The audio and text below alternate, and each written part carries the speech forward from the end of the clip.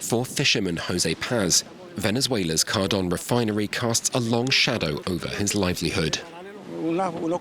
There are some very large oil complexes and they are really damaged.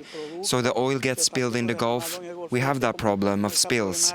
The fish have been driven away, fishing has dropped so much. In a nation that holds the world's greatest reserves of crude oil, it's a part of what was once the world's largest refining complex.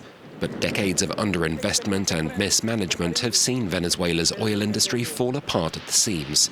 In 2012, part of the complex was the scene of a huge explosion that left 55 people dead and nearby residential areas in ruins. Nothing has changed. They say there will be improvements because they're doing maintenance on the plants, and they are very deteriorated, but overall, there's not really much improvement.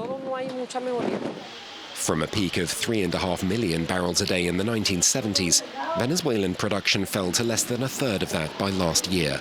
A slight uptick from sales to the United States, India and Europe following the outbreak of the war on Iran has done little for local communities.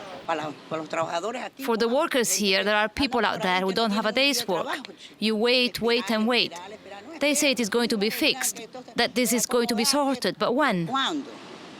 Donald Trump has promised $100 billion in investment for Venezuela's oil sector, with the nation's oil minister crying out for a litany of infrastructure from pumps to pipelines and production chemicals in recent weeks.